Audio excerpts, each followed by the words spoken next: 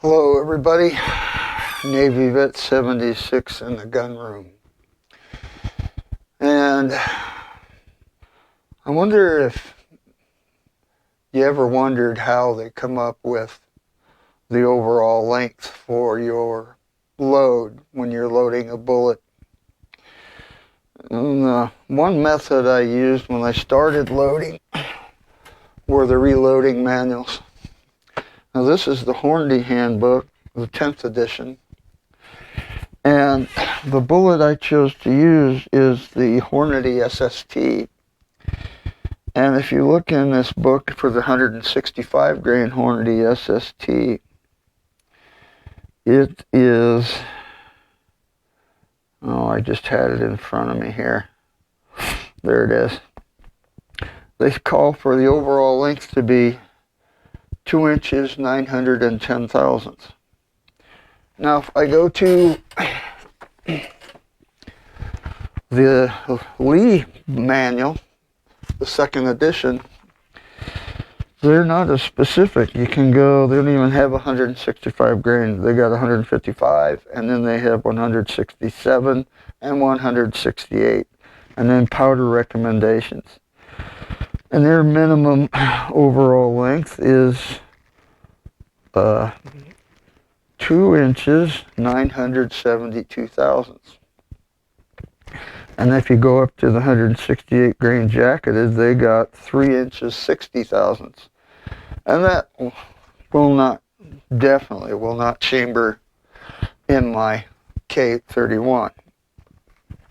So my last load was, in fact, 2 inches, 910 thousandths. And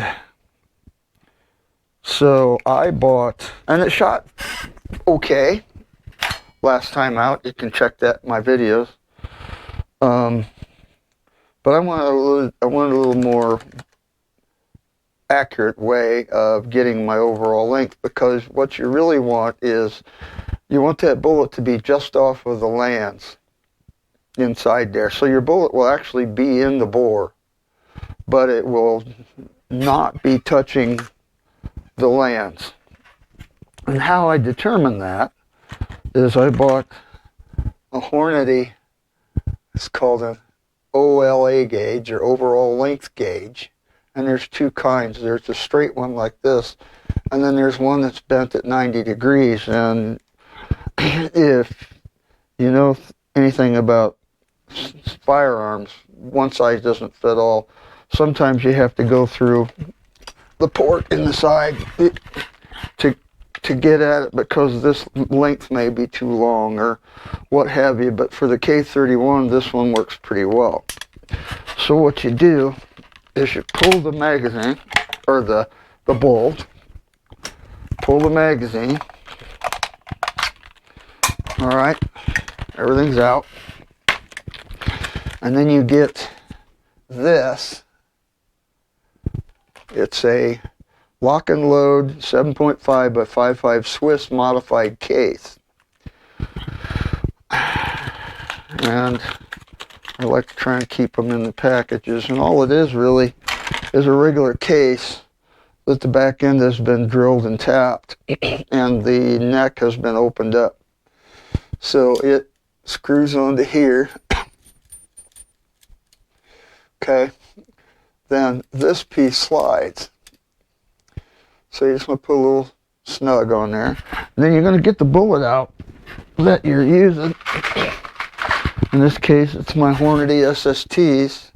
You're going to drop it down in there. Okay, you see it's pretty much in there.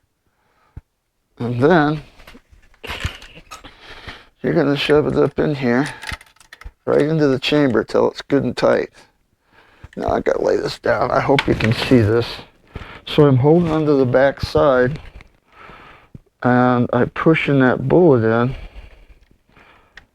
till it stops. And then I tighten the set screw here, and then pull it out. I'm hung up on something in there. There we go. Okay. So that, you want to push it back down because it will pull out a little bit. So there's your overall length, but the bullet is actually somewhere in here where it gets to be 308 thousandths diameter, or no, 300 thousandths diameter, because the bore is 300. And it'll, at 300 thousandths, it'll start touching the lands. So then, you get your calipers, make sure they're at 0. You see this little flat area here. You get down in there and you measure from there to the point. And I get 2 inches, 905 thousandths. So most people like to be at least 10 thousandths off of the lands. So that would mean 2 inches, 895 thousandths minimum. I'm going at 2 inches, 890 off the lands. And I've already done that. So now you have the overall length that's optimal for this rifle. The book is based off of whatever rifle they were using when they were doing all this data. And maybe off a brand new rifle. I'm not sure how that works. But if you want the most accurate load you can get, one of the things you got to do is know where your lands are in your chamber. And this is how you do it. And it seems to improve the performance of your rifle. I know that my Swiss rifles are really good shooters. And they always have been. I'm a big fan of the straight pull, the Swiss straight pull. Very smooth, very well made, beautiful firearm. Completely over-engineered, but it is an amazingly beautiful in form and function. So anyway, I got to that point, and now I decided that I'm going to use IMR 4064 because that's the powder I have been using, and it works incredibly well in this firearm. And my first time out that I have documented here, I was using 38 grains with a crimp, and my overall length was 2 inches 910, which was actually touching the lands. So I dropped it back to 2 inches 890. And then I make a note in here, that's just for the K31, because if I put it in the K11, the chamber dimensions could be completely different as far as where the lands are. Not the chamber itself, but the lands in relationship to the chamber. You know what I'm trying to say. And I put a crimp on it, even though you don't really have to, because I'm not real thrilled about the neck tension on these cases. I like a little more tension, so that's where I'm at.